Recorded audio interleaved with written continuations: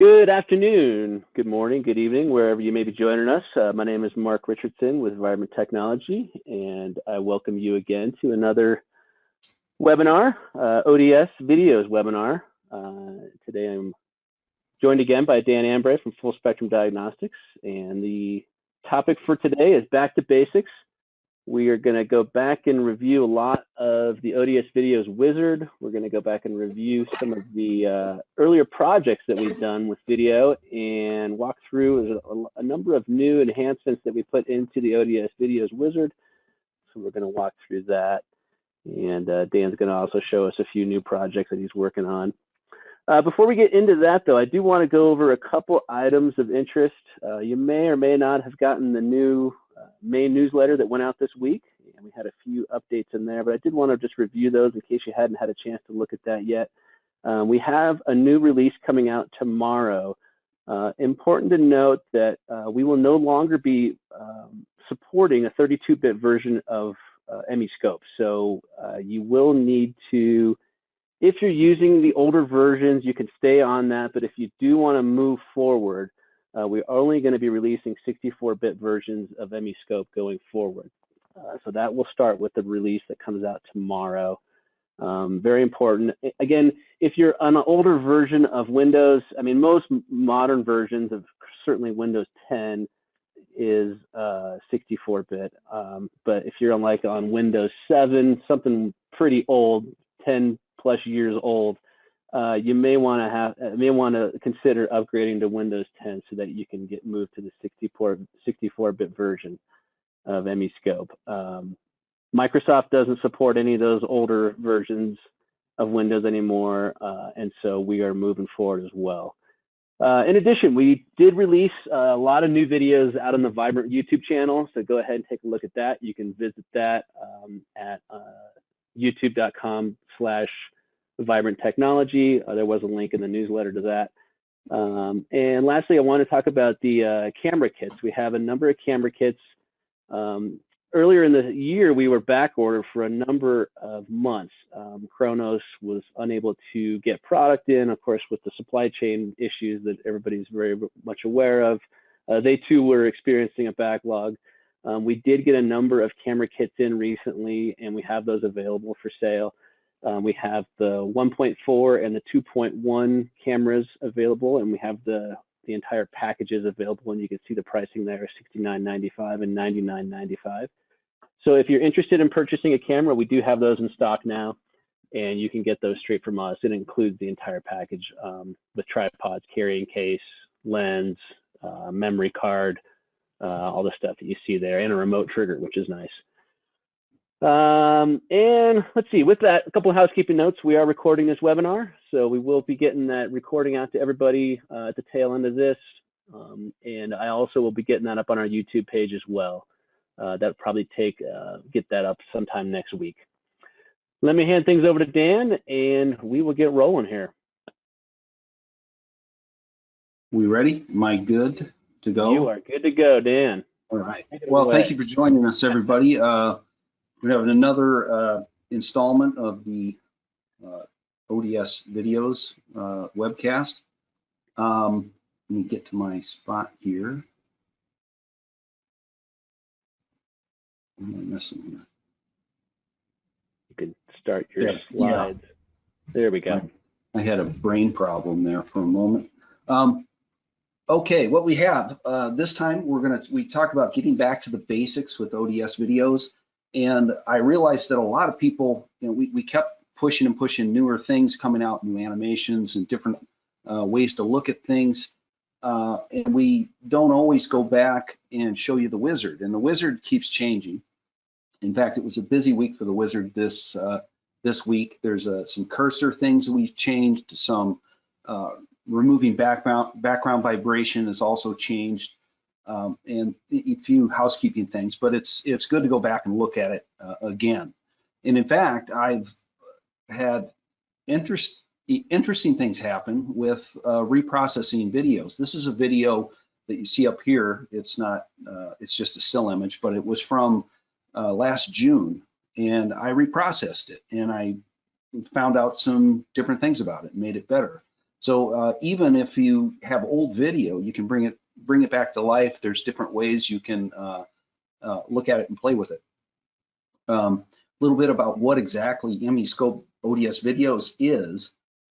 It's ODS on steroids. What is ODS? Is operating deflection shape. And operating deflection shape was invented by Vibrant Technology.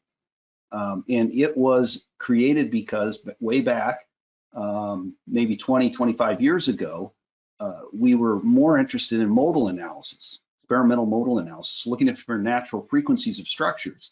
And it turned out that there were a lot of cases that the plants and the manufacturing facilities had no interest in shutting their machines down when we're trying to measure vibration on it to look for natural frequencies. And the outcome of that was, well, let's create kind of an operating modal analysis. It wasn't called that then, but let's see what's going on and make an operating deflection shape and see what those shapes are while the machine is running. So now we see things that we've never thought of before.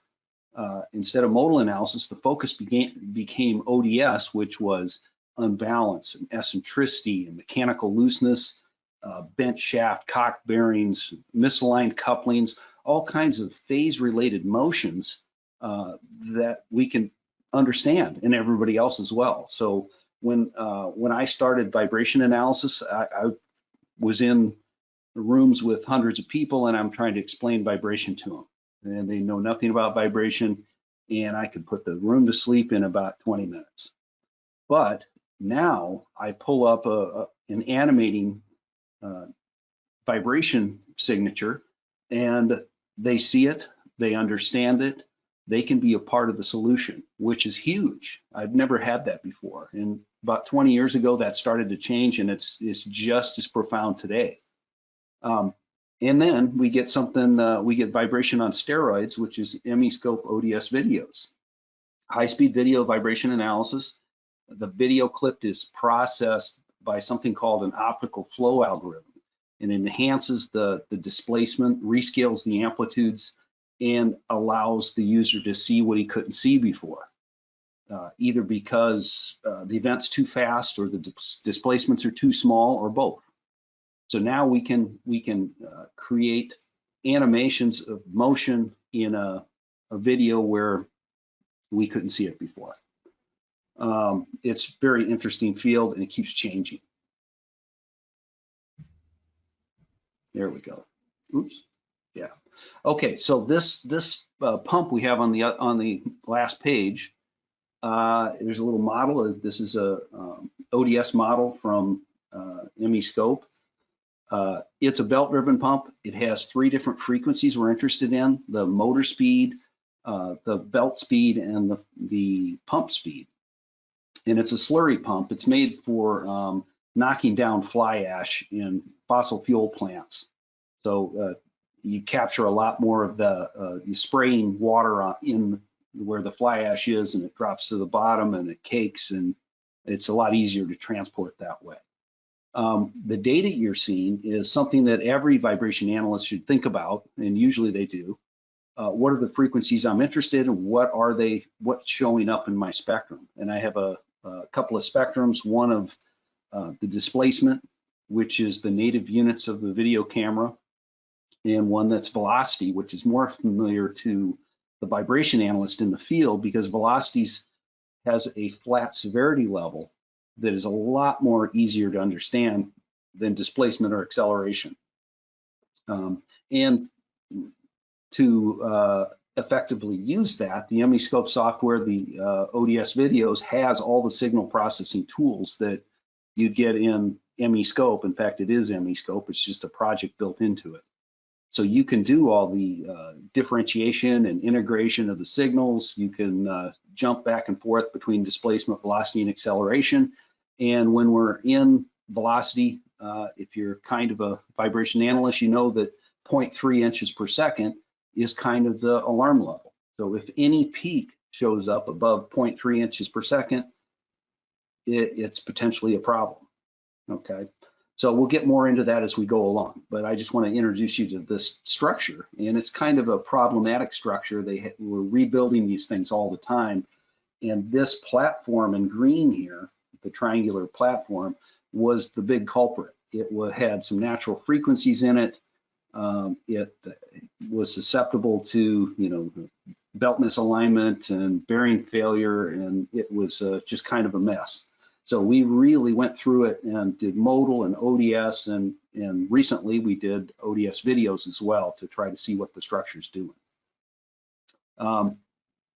Before we start, you spend a little time getting the right angles in trying to decide exactly what you want to see in your ODS videos. I have a couple arrows up here. One of them's looking at this machine in the horizontal direction. You try to line your camera up perfectly so everything's square. You'll never get there, but you get pretty close. This other direction is the axial direction. So if I have, remembering that the video format is two-dimensional, it's a two-dimensional representation of a three-dimensional prospect here. So if I'm looking at the motor housing in the horizontal direction, I get a vertical and I get an axial response from that direction. Okay. If I'm looking at the end of the motor, I'm not getting axial, I'm getting vertical and horizontal from that look at the structure.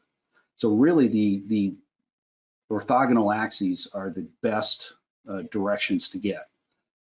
Sometimes that doesn't say it all, though. We have to do a three-dimensional view like we have right here and take some video of that as well to see twisting and motions that we can't see in the other two planes. What's going to be of interest in this analysis, we're going to get to this a little bit, but the animation right here is the real interesting thing. So if I zoom in on it, there's a platform that the motor foot sits on, and there's another foot on the other side. So I'm seeing about half the platform. This is where the unit's jacked up, and then it's clamped, bolted right here on either side. Once we get the belt tension correct and everything lined up, then this bolt is loose in there, and it does bounce around. It's a very low frequency event, but this is what we're interested in. Okay, and we're gonna start with that for our first example. If you look at the camera here, there's that little triangular gusset right there. So I'm trying to get as much of that as possible, get as in the axial direction as best I can. Okay, the wizard has a bunch of different categories to it. The first one is open raw video. We can reset parameters. We can do a quick video if we want, which skips frames, and we'll talk about the frames in a moment. But there's basically 6 steps to the video. There's adjust and crop, there's frame and duration, kind of how we captured the video. There's a scaling distance we have to set so that the computer knows how far away the camera was and what is actually the displacement there. Grid points, filter displacements, and point graphics. And we'll talk and show you the example of all of those. Okay, so first step here is we click on Open Raw Video, and we go find our file. Our file is video 2020, 0619, so June 19th, 2020. I captured this video originally. Okay, so I hit the Open Raw Video, I find this, I import it. It kind of does it all itself as long as you click on the right picture. And there's a couple things wrong with this.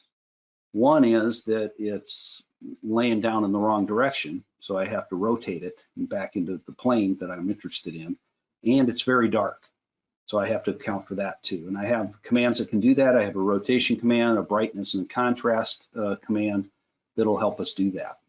So the next one, we're on adjust and crop. We're going to adjust it first by doing a rotation, and it's 270 degrees because it's minus 90. So I took it from that 0 position with the camera turned in the wrong angle and rotated it 90 degrees in the negative direction, so counterclockwise. It's still too dark, so we're gonna have to do something about that. We can go on these sliders and change the brightness, and this one kind of shows a little better, change the contrast, and we got a nice color change. If you look what it used to be, it's very dark and dingy. Now it's even got color and black in there. So that's my first and second adjust and crop type feature. When we get to the crop, I'm putting a window around whatever I want to see that's inside this frame. And actually it looks like that, okay? When I crop a video, I do not transfer all that resolution, okay?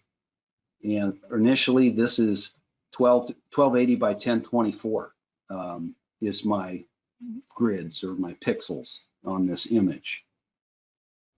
When I zoom in, it's 512 by 846, so about half of the resolution I've lost.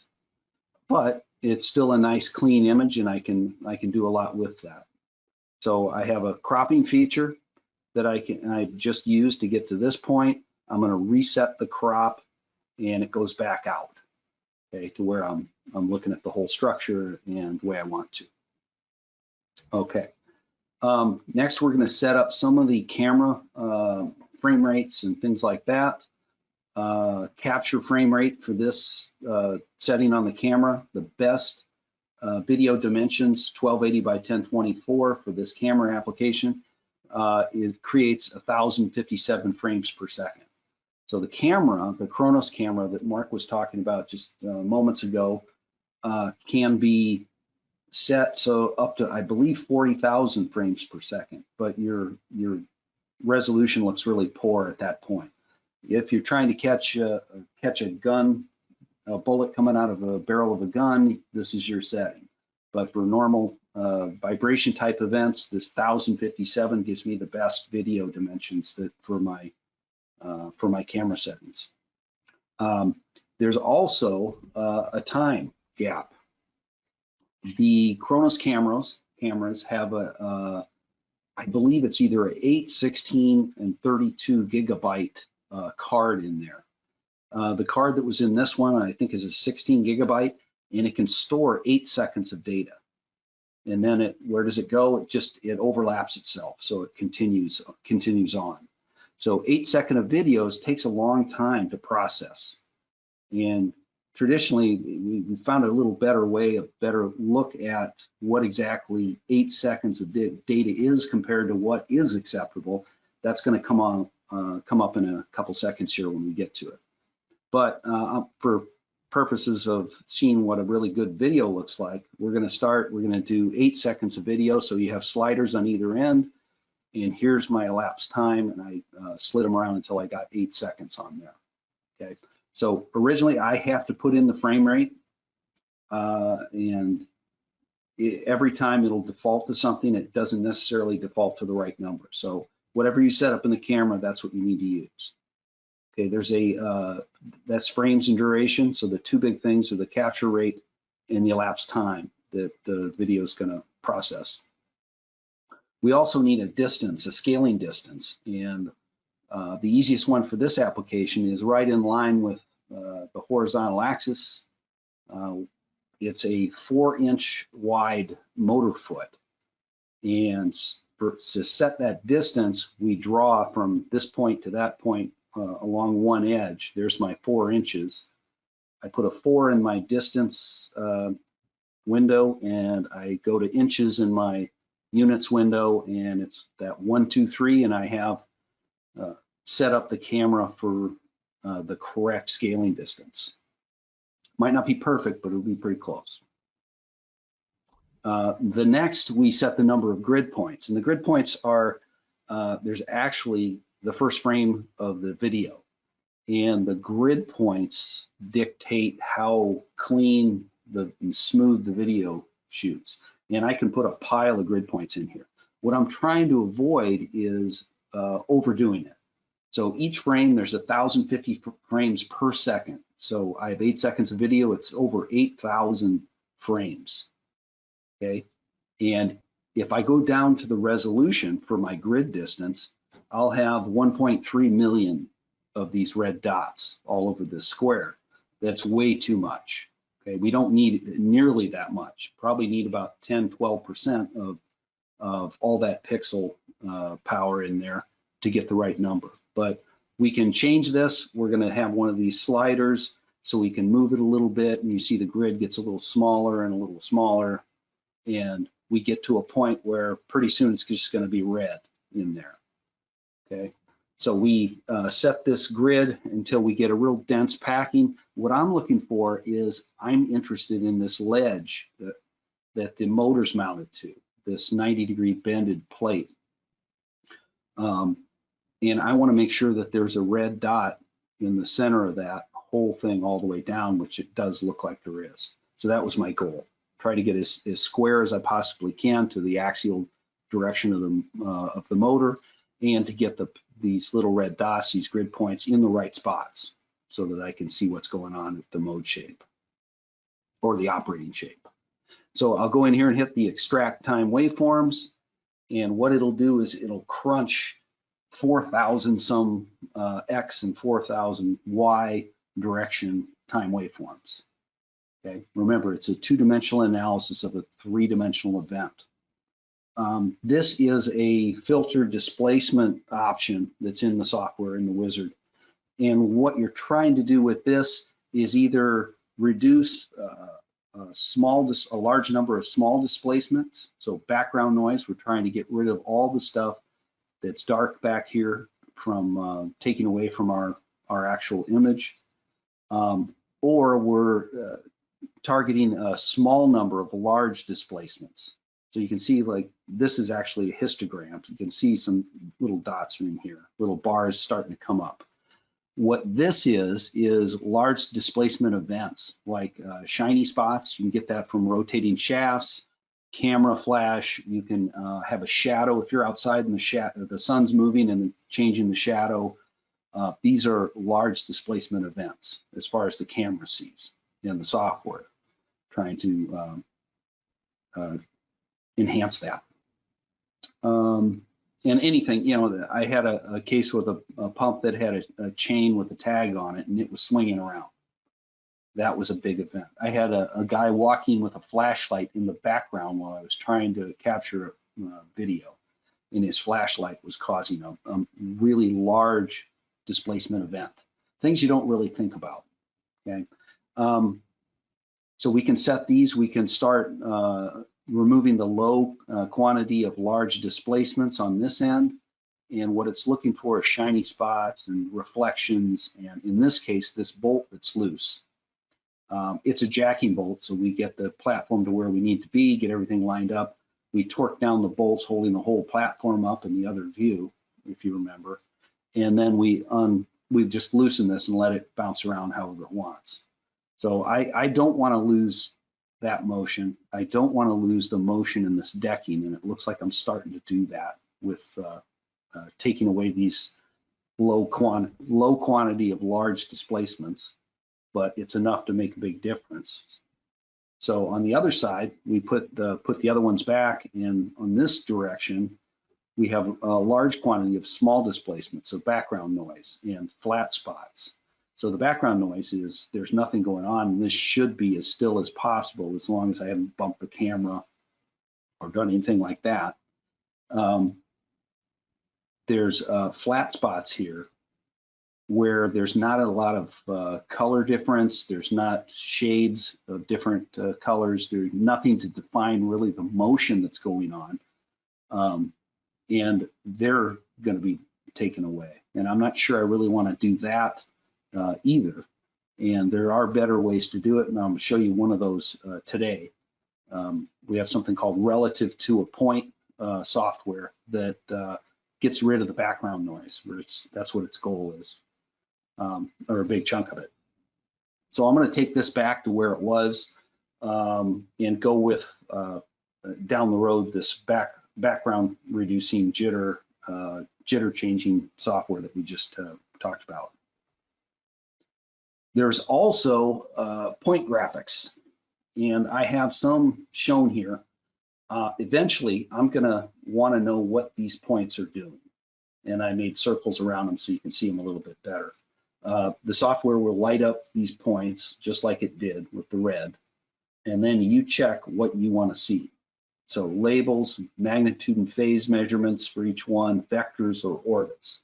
And I'll show you all of those examples in a moment. Okay, so it gives us a lot of choices. I'm going to skip this so far, just so the labels don't get in the way of what I'm trying to show you. And you can come back to it. There's a reprocess videos command where we can step back through the wizard in the backward direction and change things as we need. And one of the things we'll use over and over again is vectors or mag and phase or orbits, and changing those. So once I'm finished with all this, it gets out of the wizard, and it gives me some time waveforms and some frequency spectrums, and the structure starts animating. Now, a couple of things about the ODS video software. It can animate high-speed video from the time domain and the frequency domain. Okay. Significant processing features include frequency domain differentiation and integration to view the data as displacement, velocity, or acceleration. Okay. Now, what is the best units for video? It's displacement. So when we change the displacement function and turn it to velocity or acceleration, we're going to have an effect that is kind of problematic. We start changing the data, and I'll show you that in a second. Not changing, it's still there, it's just difficult to interpret. What we'd like to do is get to the velocity parameter so that we can judge the severity of the event a little bit. We'll get into that. So this is an animation of all the frequencies at once. So it's all the time waveform frequencies. You have the platform moving, the motor moving. You have this bolt bouncing around in here. A little hard to see. Once we look at the peaks individually in the spectrum, then you get a better idea of what each contribution is doing. And here we are. The top plot is displacement. The bottom plot is velocity. The active plot is the 712 RPM, and that is the speed of the pump rotor. So it's belt driven, so it's a little less than half of the motor speed. The motor's like 1785, something like that. So we're at 712 here, and we have a peak at 712 in the displacement spectrum, and it's about 2.5 or so mils. Okay, 0.0025 inches. So a very small number. Is that good or bad? Generally, people would say, well, it's not as bad as this peak, and maybe not as bad as that peak, but it's probably bad. Well, you really don't have a good aspect of understanding that unless you look at the velocity spectrum. The displacement spectrum is a function of frequency. It enhances the lower frequency end of the spectrum, and it's kind of a slanted response. Since I'm collecting it originally as a displacement in the video, I get less distortion initially, but I still, want to look for these peaks popping out of the floor. If I convert this to velocity, we have all the signal processing parameters to be able to do all kinds of things like that. Same data, it's just a different format. Here it's in inches, here it's in inches per second, or velocity. That same peak is 0.22 inches per second. And if you're a vibration person, 0.3 inches per second is about where your threshold is for any peak. And it's a flat threshold across the entire frequency band. So what that's saying is 0.3, these first three peaks that look bigger over here aren't nearly as big in velocity. So they're still okay. All of these four peaks over here, even though they're dropping down, are way higher than what they should be. The lowest of those four is almost 0.5 inches per second. Okay, remember 0.3 is kind of the go, no go. Something's going on and it needs to be addressed when it gets to 0.3 inches per second, any peak. Here, we don't know that.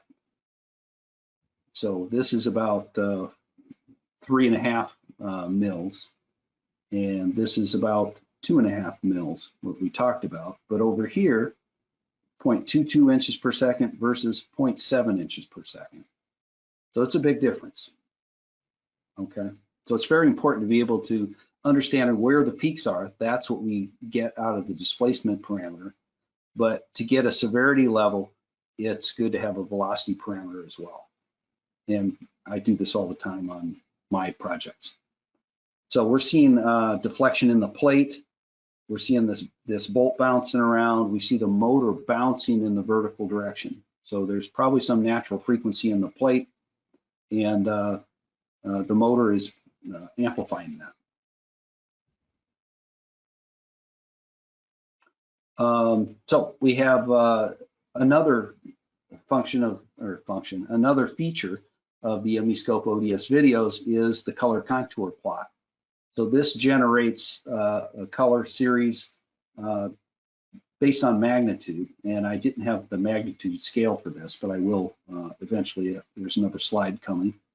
And the colors warn of higher levels, and it's easy to see looking on a scale how high they were. This is interesting, you know, when you're processing data, this is the biggest vibration.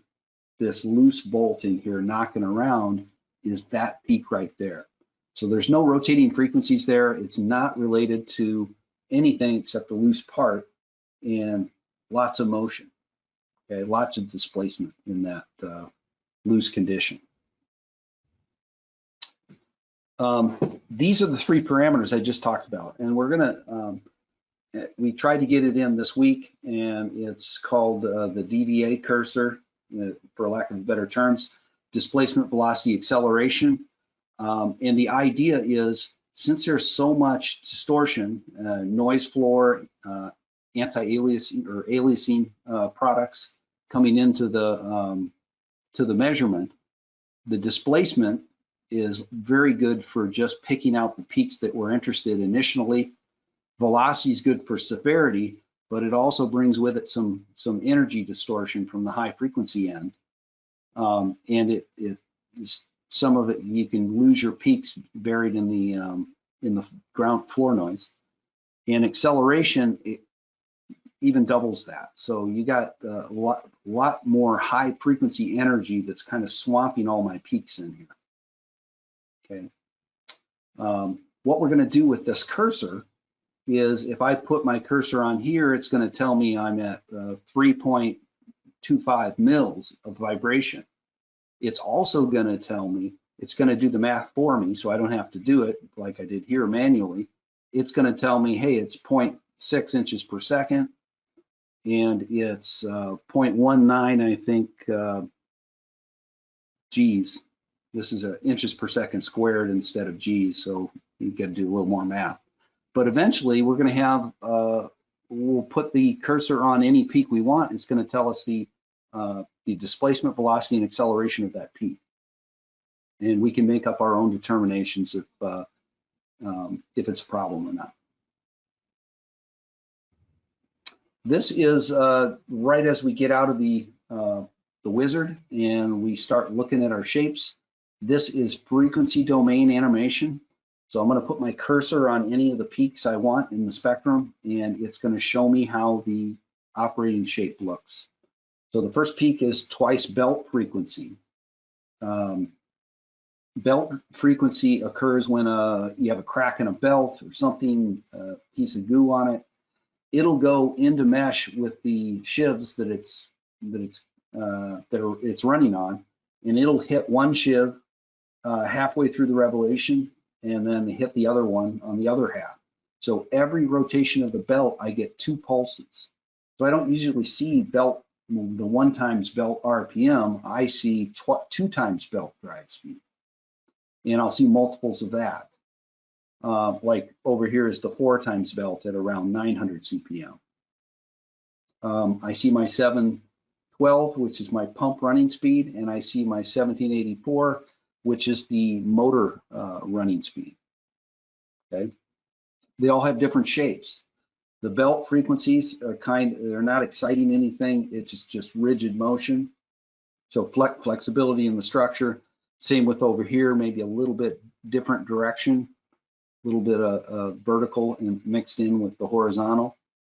The rotating speed of the pump, you see some deflection in this platform, and you see a little bit of that here too, and it's more of a twist of the platform. So you can't rely on just one view. You do have to look at other directions. We'll take a look at the three-dimensional look, 45-degree look to this in a minute.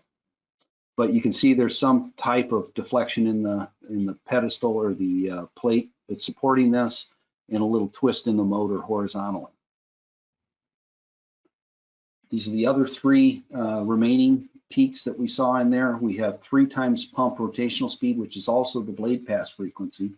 So I can see a little bit of flexing on the plate, the motor's bouncing on the plate, and it's the driving force is that blade pass response. 4 times RPM, little distortion in the motor housing, and twice running speed at 3560, which is horizontal vibration in this case. If I want to go back there to 1784, come on, guys. It's a little more vertical, not too much, but a little bit of opening up this, putting stress on that corner is a little bit of the shape of this vibration. We talked about before having labels, mag and phase, vectors, orbits, anything like that, and we can apply those to any structure. We go back into to reprocess data, add our click select. We can add points to where we want to measure these things, and then select one of these display options and get back out, and it'll recalculate some things and allow you to put those in. So this is that same structure. This is 719. It's the pump rotational speed, and we're distorting that plate. Here the color contour plot highlights all the local deflections and then the overall motion, and you can see how it's distorting this plate. Here's an interesting plot, the orbits of each of those locations I've chosen, and equally interesting is the vector plot. Okay, so these are all the same speed, the same operating deflection shape, just different ways to present it to get your point across. This is the response of the motor, so 1768 RPM. Normal exposure, just a black and white or color camera, whichever you have. This shows deflections in the deck and more of a horizontal response than a vertical that we saw with the other pump speed. So we see the color gives you a little distortion indication. The orbits are now a little more in phase than they were with the other pump speed, and the vectors seem to be in phase as well. So there's a twisting type motion on this frame. Going back to the wizard, we're talking about frames and duration. What is the proper elapsed time to set in your video for processing? If we do 8 seconds worth of data, it's going to take a long time. So on slow computers, it might take 10, 15 minutes. Even on fast computers, it might take a minute and a half, which, you know, you get used to things going fast and you can't wait for that 10 minutes. So I thought I would take a look at different increments and see what the best elapsed time option there was. So we took a few videos, and there's a couple of things that you should be interested in as a vibration analyst. One is how is the machine moving, but also what is that frequency and what is that time waveform, and how severe is it? I have 5 different elapsed time settings, or fractions of a second in this case. 0.05 seconds, 0.1, quarter of a second, half a second, and 1 second. And you can see how a couple of things are changing. My resolution's getting better. my time slot, my delta time is getting bigger. I'm getting better resolution, and the spectrum is starting to reveal some of the dominant peaks. We're still not there all the way across. So 1 second is just not enough data. As far as the animations look pretty good in here at 0.25 and 0.5 seconds. Now, I knew where the peaks were gonna be, so I put my cursor in the right spot. If I didn't know anything about the application, I only have one peak here, which is multiple frequencies. So it's just not, the data quality isn't good enough to make a good analysis come to life. If I go to the next page, my time waveform length gets bigger and my resolution gets better. In about this area, I clean up my spectrum enough that I can see multiple peaks in there and they're amplified. The animation looks good, and this 2 second time block is about the same at 30,000 CPM or 500 hertz divided by 800 lines. I get 37 CPM per line. So a lot of data collection in routes and plants, they'll use 30 or 60,000 CPM and anywhere from 500 to 1,000 for their lines of resolution, and you get about this type of resolution, and you're able to see these peaks individually, which is the big deal. You can keep going. I went from 2 to 4 and 4 to 8, and you really get, much better resolution. But about 2 seconds turns out to be what we're looking for, where we've got the noise floor down, our peaks are defined, we have good resolution, and it's not going to take us a really long time to process the data. So if, just a rule of thumb, at least 2 seconds worth of data would be good. And it might take you a minute and a half to crunch all those data points down, but that isn't too much. There's another case. This is a power plant cooling tower drive, and cooling towers generally are kind of flimsy structures. There's a lot of motion. There's a lot of vibration issues. It's a flexible structure, like this white cowling that's on here. It ovalizes and shutters and all kinds of things. So it's a nuisance for background vibration. And one of the things we're going to talk about next is how to eliminate that background vibration, and a couple of ways to do that. Hey, Dan, I want to jump in and just remind people, if they have questions, go ahead and get your questions typed into the questions box there in the GoToWebinar panel, and we'll get your questions answered here at the tail end of the webinar. Thanks, Mark. I don't know what I'd do without you. This is a setup. So I brought the raw file in, and I'm going to adjust and crop it. And I never got out of MEscope, so it didn't reset. So when it came back in, the brightness and contrast was a little off. As you can see, it's washed out. So I'll have to adjust that. So I set that. My rotation, I don't need to do that. I don't really need to crop it because I want to see what's in the background a little bit.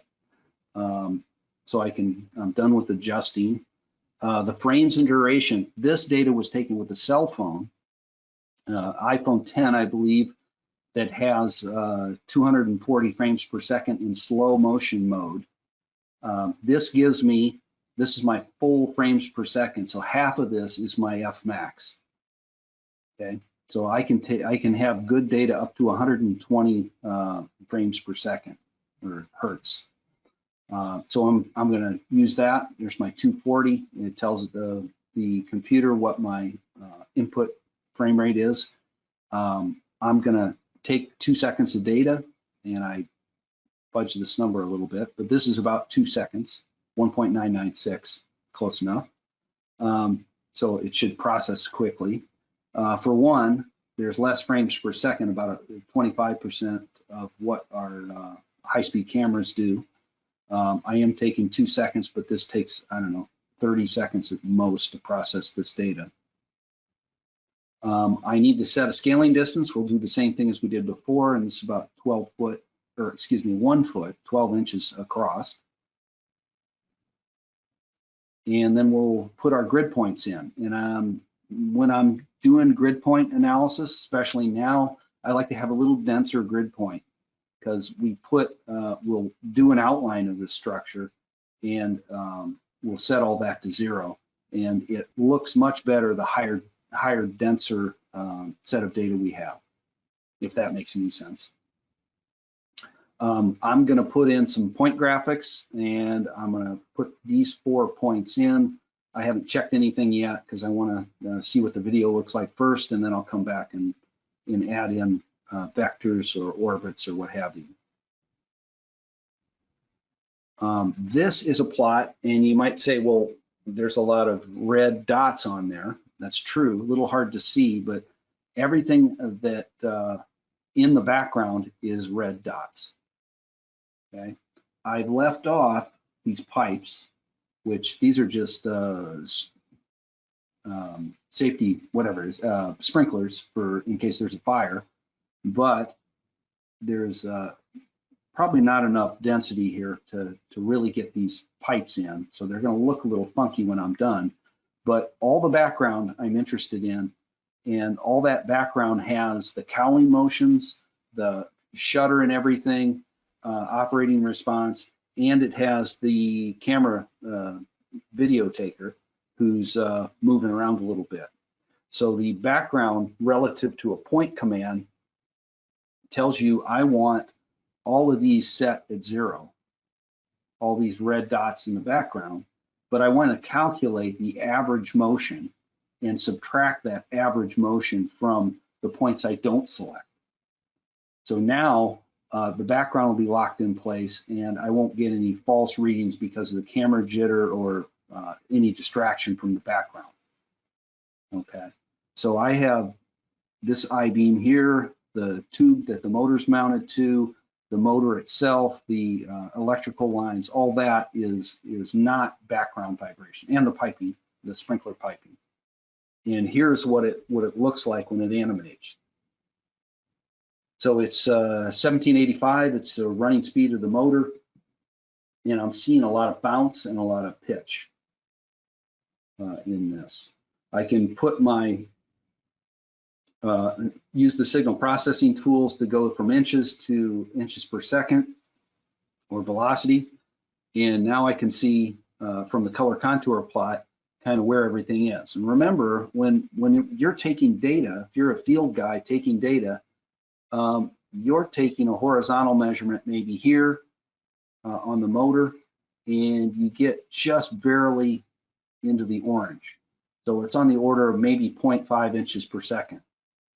But what you don't do is you never take data down here or on this beam or all that. That could be up to 1 inch per second on this scale. So don't get alarmed if you see all this stuff. Remember what you're interested in, the vertical position here, the horizontal there at each bearing. And we're only, seeing the vibration on one end. This is another view, and very similar to what I did, but I started animating before I turned all these points off. So all these red points are where we're fixing the background information, and everything left off, the same sort of deal, the I-beam, the tube, the motor, the support that it's mounted on, and the piping.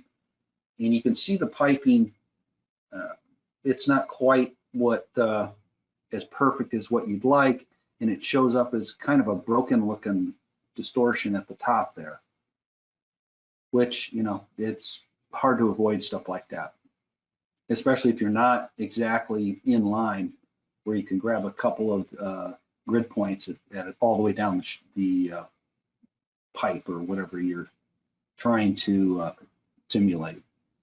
The color plot's kind of nice.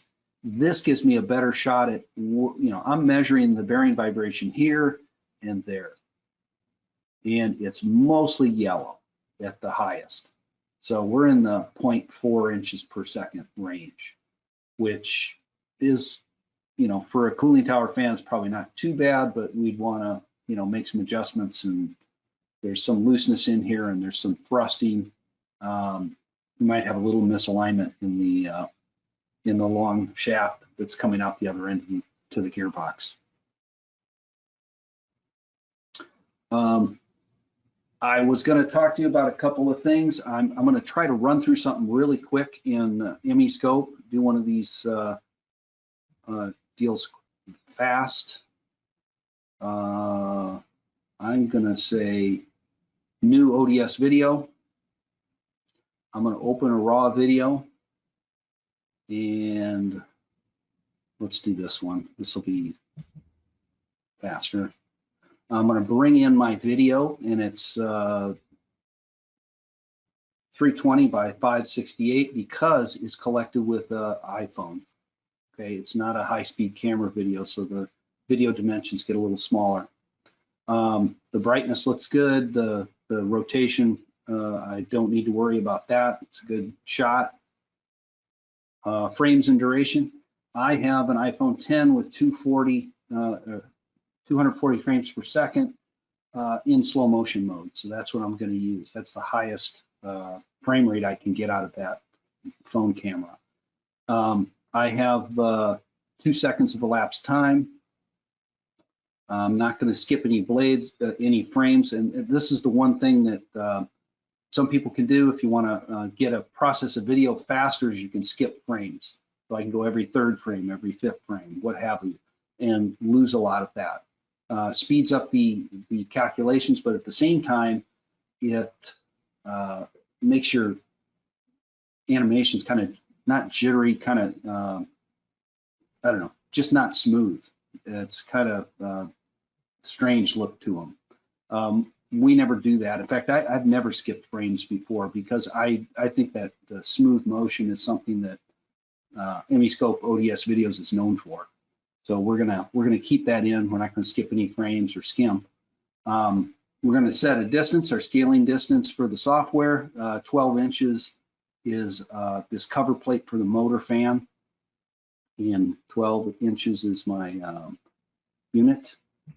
I'm gonna go to grid points, and I made a pretty dense grid point setting, and I'm gonna leave it there. It's fast. So I'm gonna extract the time waveforms, and you can see it counting down. It's pretty quick. So less than 30 seconds, and I'll have all the time waveforms, which is huge, 11,360 X direction waveforms and 11,360 Y direction waveforms. Most of the response in this video is on that cowling in the background. So I'm going to show you how we do this relative to a point software calculation. I can do some of this here if I want to. There's a kind of a dead spot right there, but I want to make the whole background kind of uniform. And if I pull up stuff off of here, it's not very uniform. So I'm going to skip this filter displacement. Point graphics, I'm going to put a couple on here and see if I can reprocess quickly. So all I have to do is come back and decide which one of these I want to use.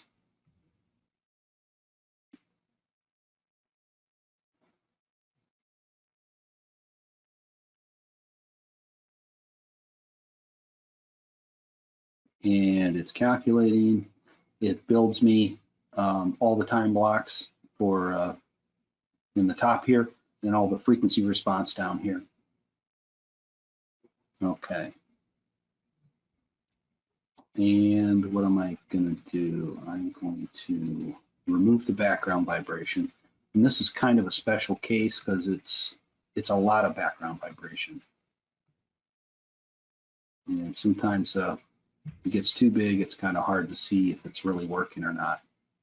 So let me shut this down. It goes to the first frame in the deck, and I'm going to invoke my relative to a point software, relative to points.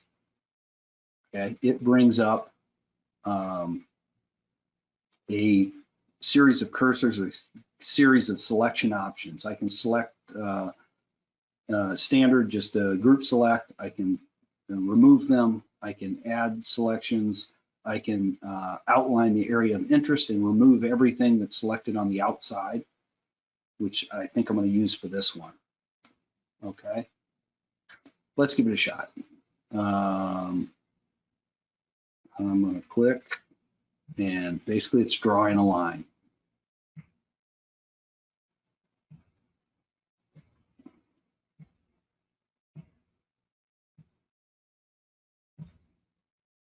And you don't have to be perfect because it's going to find the point closest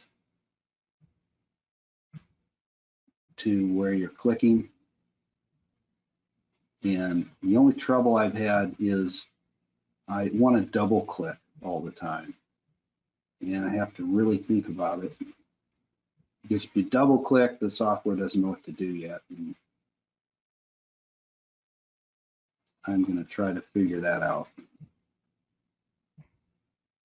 Oops.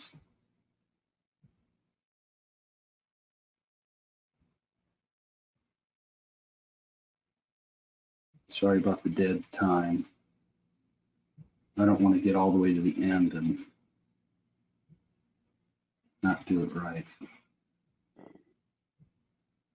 And you can see how the line, when it becomes a good polygon, it turns green. Kind of hard to see. So I clicked on that. I have everything in the background selected. I can go back in here and I saved the modified source. So it's going to make all the red dots in the background 0 after it averages everything, and it's going to give me back what only the motor and the frame structure is doing.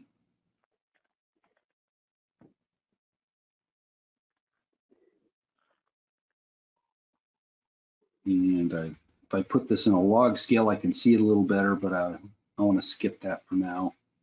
Here's my 1781. And I can zoom into this. I can slow it down a little bit so it doesn't smear. One of the drawbacks of this point drawing elimination is getting a nice smooth look to rounded surfaces. And actually this one wasn't too bad. I did pretty good this time. So I get a lot of this floor bouncing. There's a lot of vibration in here. It's pitching in the axial direction of the rotor, and it's pitching kind of horizontally as well. If I go in here and put the color contours on, I see a lot of vibration. Okay? Well, how much is too much? If it's velocity, it's 0.3 inches per second is too much.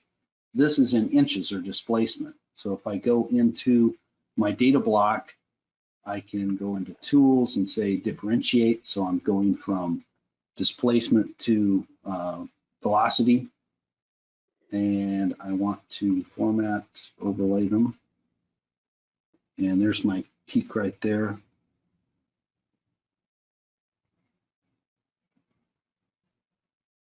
So now I have inches per second. Up here where I'm taking data, this is just barely orange, might be around 0.3. Over here on this side, a little higher. This is the end bell of the motor, though. I can't really see the side of the motor, but it's a little higher. So I probably have like 0.4 inches per second up here on the motor, and the whole framework supporting the motor and the shaft going into the cooling tower is bouncing. So there's a lot of vibration here. Wasn't the best piece of equipment there. Let's see, and if there's other peaks of interest, you can try to look at those as well and see what's what. When you have loose structures, you'll get a lot of peaks, and you'll be able to see things, especially at the low frequency end, kind of rigid body motion of structures. Anyway, that is what I was looking to get all the way through today. We do have some notes here. I don't know if Mark, you want to talk about this a little bit? You seem to be a little more Sure, up to speed with the recent. Go through some of the pricing here. It looks like your camera package prices are a little bit off there, but pretty close. So anyway, if you don't have anything right now, if you're brand new to MEscope, to get started with ODS videos, you'll need to get a VT450 package there, and you can see the price there. And that price is actually $13,995. I think Dan might have a little older price package here. If you're a current MEscope user and you have VT420, you can do a simple add the ODS. We have a package for upgrading, and that's $6,000. If you do not have that, if you have see if I'm getting this right here. If you have VT620 and you do not have an ODS Pro, then you'll need to get the VT455 upgrade package, which is $9,000. Simply, you're adding the signal processing into onto your existing MEscope VT620 package. So if you've got 420, it's a $6,000 option. If you've got the VT620 package, you can upgrade with for $9,000. I went over the high-speed camera packages earlier. The VT814 package is $69.95, and the VT821 camera package is $99.95. So a little different than what you're seeing here. These are a little bit outdated prices here.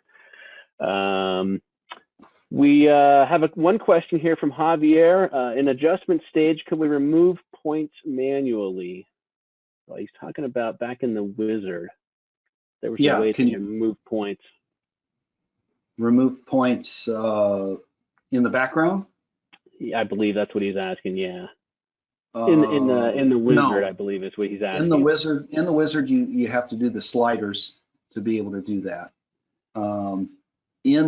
Once you're out of the wizard, you can do points relative. It had those four. Well, here, let me show you. Yeah, go ahead, jump back in there. It doesn't like me today. There we go, man. In the wizard, let's do that. So reprocess video. We drop back in here. I'm gonna unselect those peaks. I'm gonna go back to here. I can adjust the bars however I want. So let's say I can do that. So basically I can do something like that and get to a place where I want. It's difficult here because you're not really controlling, probably what Javier is saying is you're not really controlling the pixels or the grid points. Mm-hmm. But once you get out, come on. Once you get out of the wizard, now you have a lot of capability. So I'll shut this down. I'm going to go into deflections and the relative to point software. Puts up this select object guide. One of them is group selects, and I can get out of this and get back in, and it changed the group select to whatever's inside what you selected instead of outside. So I could select that, and I can create whatever I want. So let's say I do this, and it selects those points as a group. I can also do it like this and select it as a group like that, and then add to it. You know, I can do quickly some rough calculations like that, if that makes sense. So yeah, there's multiple ways to do it. Originally we had the group select and just the single point select. You can do that as well, and it'll select there. It just got really tedious. So the latest thing was that boundary select, which turns out to be a lot easier to do than to worry about all the different areas you got to go click in. All right, next question is coming from Adam. What was the maximum frames per second Also, what is the max frequency capability of the cameras? Maximum frames per second in the camera is something on the order of 40,000. These are built for high-speed events, so they weren't built to do vibration analysis, so that I can't envision any time where you'd want to go that high in frequency unless you're playing around with bullets or hummingbirds or something like that. The frames per second is a function of what you set for your resolution of your camera, the pixel size. So the 1280 by 1024 or whatever we had. That's what they say is the best resolution setting, and the best resolution means that to get that you need 1057 frames per second. And I could probably have a better answer for you, but it's in the manual. I can't remember exactly what they said, but if you're interested, go to the Chronos site and download their they have a couple how-to videos and all kinds of things, and it's worth taking a look at. Mm-hmm. All right, no more questions right now. If you do have a question, go ahead and type that in. We got a couple minutes here. Not seeing anything yet. Well, we can wrap it up at that point if there is no more questions. You got any last anything you'd like to finish off with, Dan? Yeah, join us next time if you're interested. We don't have a topic yet, but we're working on it, and there'll be a lot of new features next time. A couple of things we've hinted at today. We've expanded a few things, and it's going to be good. We're at a frenzy pace, making everything better. Absolutely. Stay tuned to your emails. We'll get another webinar here on tap for next month, and also take a look at our YouTube page. If you'd like to get a look back at some of the earlier webinars, all the recordings are up there on the YouTube page now, and you can go back and review those as well. And including this webinar here, I'll get this one up here probably again early part of next week. We'll get this up on the YouTube page as well. If you have any questions, feel free to reach out to us. You can also reach out to Dan directly at modalguy@aol.com, or you can reach out to me at mrichardson@vivetech.com, and we can answer any questions you might have.